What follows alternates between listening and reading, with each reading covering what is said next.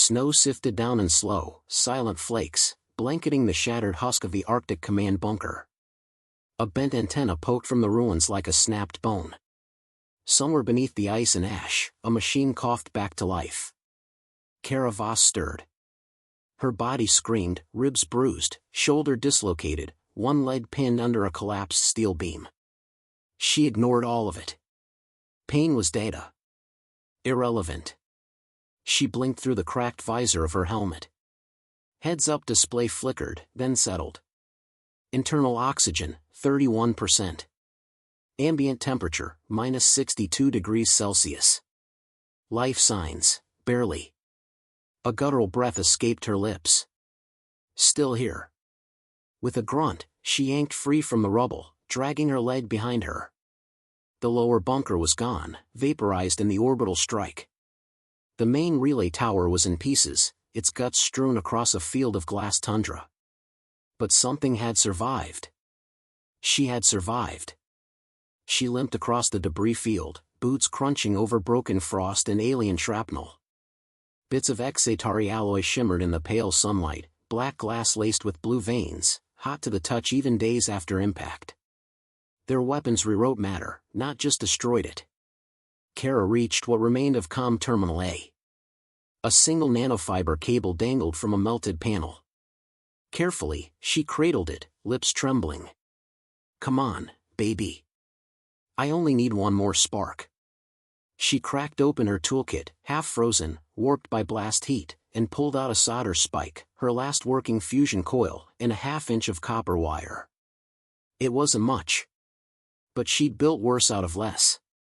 Working by instinct and desperation, she stripped the panel, rerouted the junction, and fused the remaining transmitter core into the relay stem. Then she waited. The screen blinked. Signal detected. UHF threat established. Global comms, offline. Point signal, active ****. She smiled, blood on her teeth. Gotcha. She fed the system her ghost code, a fragment of the old AI override loop she wrote during the second Exodus. The signal would sound like a damaged Earth beacon, glitched and half-functional, but just clear enough to be interesting to enemy ears. Let them come. Hours passed. Kara sat near a broken support girder, her leg wrapped in heat tape, hands trembling around a ration bar she couldn't taste. The silence wasn't peace. It was memory. The last time she'd eaten in this bunker, her sister had still been alive. Jana had snuck in, hiding under Kara's desk with a stolen bag of marshmallows. 11 years old, wild hair, feral laughter. "I hacked your drone," Jana had whispered proudly. "It tried to feed itself to a polar bear." Kara had laughed. Then the sky lit up, and everything ended. Her makeshift receiver beeped. Intercepted transmission, Xa'tari Scout Class Omega Red. She leaned in. Signal originated from Terran polar ruins, investigating anomaly, probability of human activity, 0.0003%. Kara chuckled. They never learn. She tapped into the signal, recording every syllable. The Xa'tari wouldn't send a full fleet for a random blip. But they'd send scouts. And scouts were the first breadcrumb in the trail she was laying. She keyed into her helmet Mike Leviathan protocol. Stage 1. Begin convergence. A soft chime replied. The old code still worked. Leviathan wasn't a weapon in the conventional sense. It was a trap, a cascading quantum inversion pulse designed to trigger only under very specific environmental conditions. Heat, movement, electromagnetic signature, proximity to Xa'tari energy fields. It took 5 years to build. Only one person knew how to arm it. And she was very much alive. The night came early in the Arctic, as it always had. But now, the darkness wasn't just cold, it was watching. Kara sat beside the inactive heat coil, staring at the stars. She didn't believe in fate. But she believed in patterns. The Xa'tari never expected chaos. They didn't understand vengeance that planned 10 years ahead. Another ping. Message incoming, Xa'tari command broadcast. She patched it through. To remaining humans on Earth. You are outmatched. You are obsolete. Resistance is futile. Kara leaned forward, her voice dry. Record message. A soft click. She stared into the dark, lips cracked, teeth clenched. To Supreme Commander Zarvok, I'm glad you think that. She paused. That's what the last species said too. Then she closed the mic. She spent the next hours configuring drones, cobbled together from the wreckage of old Earth mechs and fallen Xa'tari recon walkers. She used torn banners for heat shields, broken plasma cores for signal flares.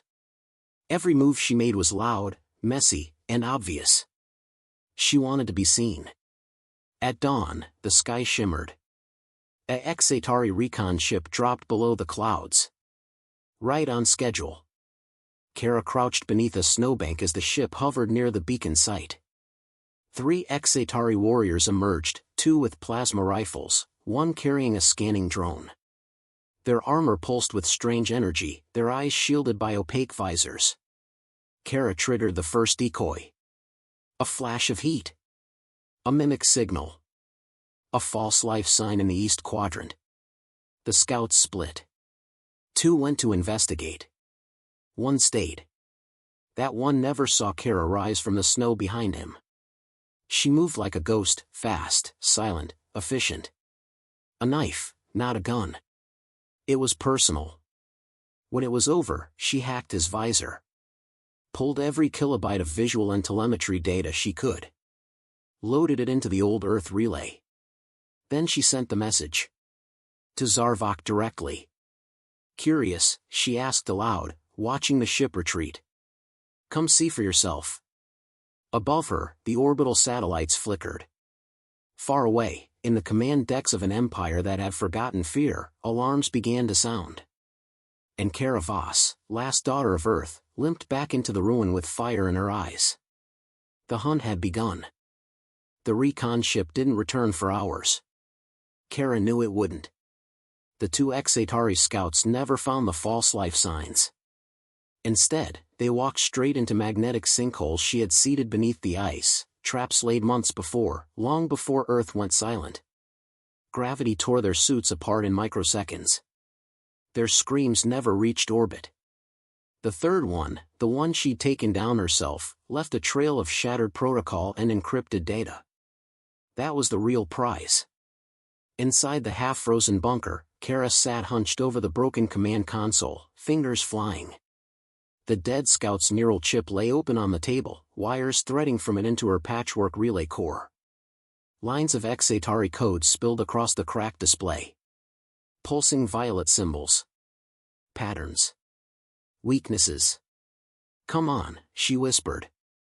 Talk to me. The chip coughed up its secrets in bursts. Last known fleet coordinates. Communication pings. Zarvok's signature. Kara's eyes sharpened.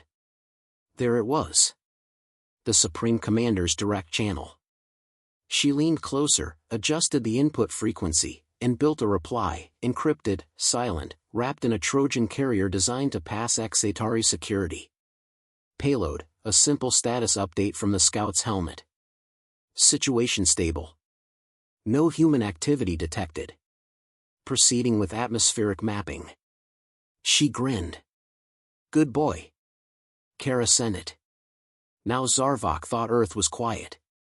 That the signal had been a decaying echo.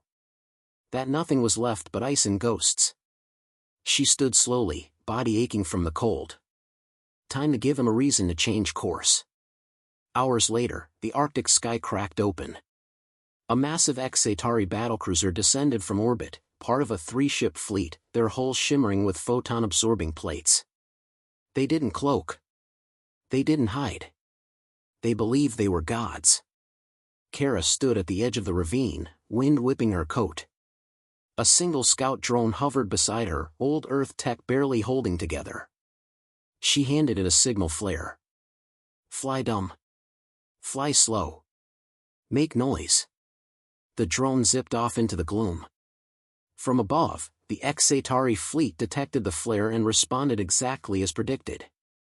A swarm of smaller scout ships broke off formation, diving toward the signal like hawks. One even fired a warning shot, scorching a trench in the ice. Kara watched through binoculars, noting angles, speed, formation discipline. "They're still rigid," she murmured. "Still predictable." She activated the secondary uplink. From miles away, hidden under the crust, Kara's custom-programmed decoy drones booted up, 7 units scattered across the Arctic perimeter. Each one carried false thermals, erratic movement signatures, and mimic transmissions scripted to sound like panic. The Xa'tari swarm split instantly. One ship chased each blip. Classic multi-front confusion. Kara used the opening to slip beneath the glacier, through a narrow fissure leading to the forgotten Leviathan chamber. The chamber wasn't made to be beautiful. It was meant to kill. Dark, circular, humming with low power, the walls were lined with dormant coils and buried spike emitters. At the center sat the Leviathan core, a black sphere suspended in a cradle of gold wiring, cold to the touch, but vibrating with silent hunger. She approached it slowly. The device had been built from alien tech, Earth desperation, and human spite. Its purpose was to invert the Xa'tari's own quantum harmonics, make their very biology incompatible with reality itself. Kara placed her hand on the central panel. It scanned her palm, recognized the signal, and chimed. "Leviathan Protocol, Stage 2 ready." "Good," she said. "Now wait."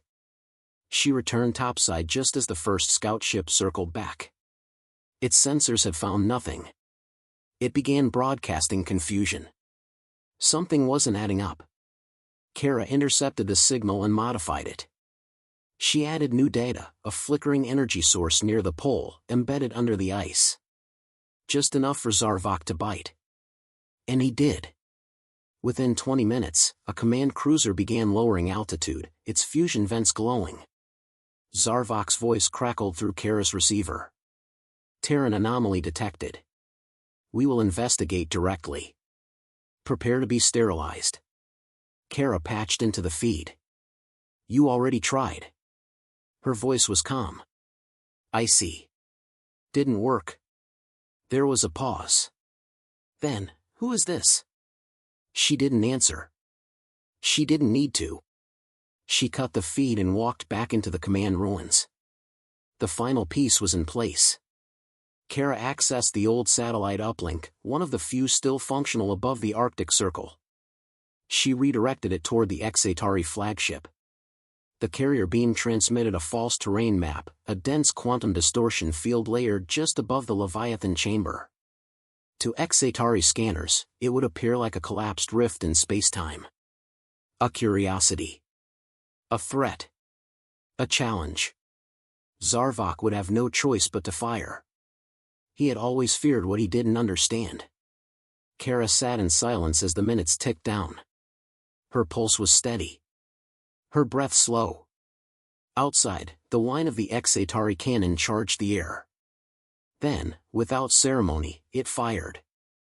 A streak of blinding violet energy screamed across the sky, struck the ice, and pierced directly into Leviathan's core.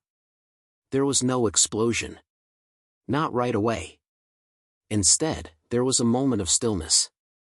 The wind stopped. The static faded. Time itself seemed to hold its breath. Then the inversion began. Light bent inward. Snow evaporated. The ice glowed a sickly shade of blue. High above, the Xa'tari ships began to flicker, distorting, warping, splitting like reflections in shattered mirrors. Kara watched from her trench. "Stage 3, she whispered. "Welcome to extinction." Inside the Xa'tari fleet, chaos erupted. Systems failed. Armor peeled away. Biological cores began melting. Zarvok screamed orders to retreat, but no one could move. The Leviathan pulse fed on their harmonics, fracturing their own energy signatures. Entire warships imploded without impact.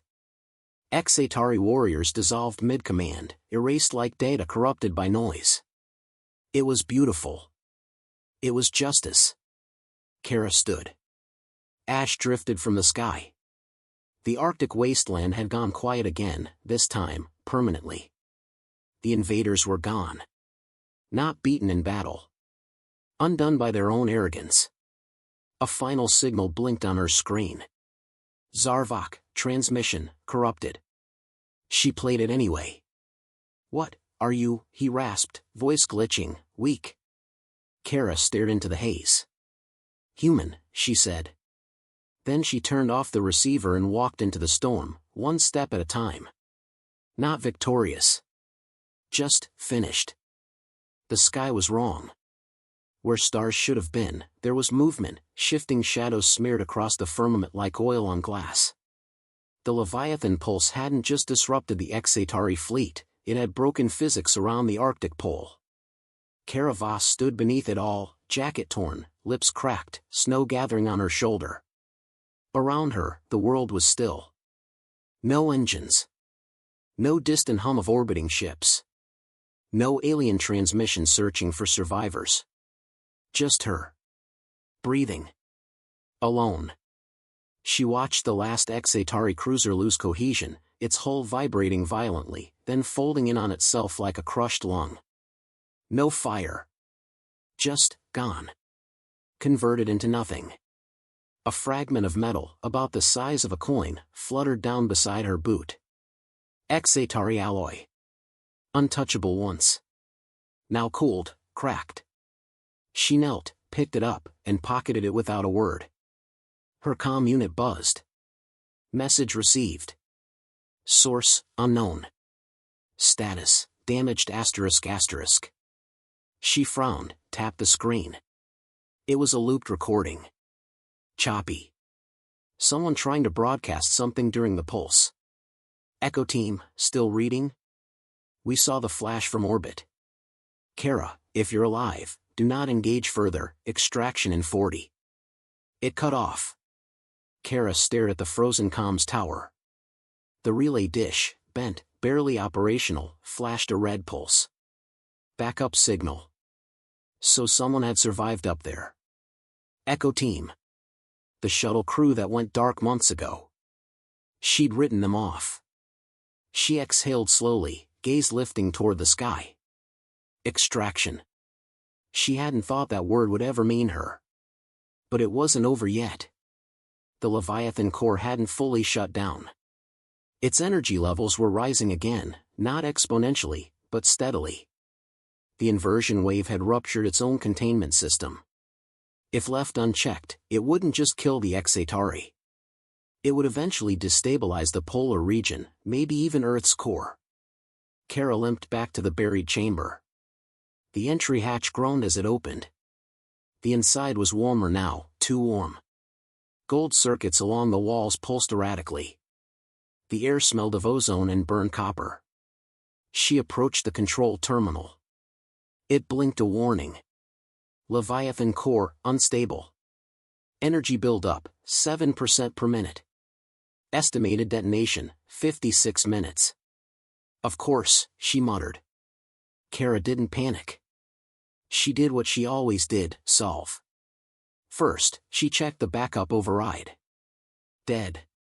The subroutine that would have slowly decompressed the core had been burned out during detonation. She traced the signal threads manually, then saw it. The kill command could still be issued manually, but it would require someone inside the inner cradle to hold the failsafe relay in place. Physically. Until full shutdown. She stared at it. A half-meter wide console. One plug. One hand. Her fingers twitched. She'd planned every part of Leviathan's deployment. Every enemy movement. Every consequence. Except this. She wasn't supposed to survive, but she had. And now, if she wanted the Earth she saved to still exist, she had to go back in. She sat, just for a second. Closed her eyes. A memory surfaced. Campfire. Her sister Jana beside her, wrapped in an old blanket, watching sparks float upward. I heard the aliens don't dream, Jana whispered. Kara smiled. Who told you that? Uncle Jameer. He's wrong. How do you know? Kara had stared at the fire then, thinking. Because they're scared of us. Why? She poked at the embers. Because we dream, and we don't quit. Kara opened her eyes. No hesitation. She pulled her jacket tighter, walked to the core cradle, and slipped her arm into the relay port. Pain shot up instantly. Metal bit into her forearm. But the system recognized her biometrics. The countdown stopped. The chamber dimmed. The pulse withdrew. Outside, the sky began to mend. Time passed. Kara remained still, one arm locked into the cradle, her body trembling from fatigue, cold, and strain. But then, soft footsteps. Not hers. She looked up sharply. Two figures stood in the hatchway. One wore a battered Earth evac suit. The other held a med kit. A voice called out. Kara Voss? She didn't answer. Didn't need to. The first figure ran forward, knelt, checked her vitals, then stared at the cradle. She stabilized the core manually, he whispered. The second one stepped in. We need to sever the relay. She can't stay linked. That thing goes volatile again, she's gone. Kara's lips barely moved. Cut the wire, take the map. The man looked confused. What? She weakly nodded toward the console.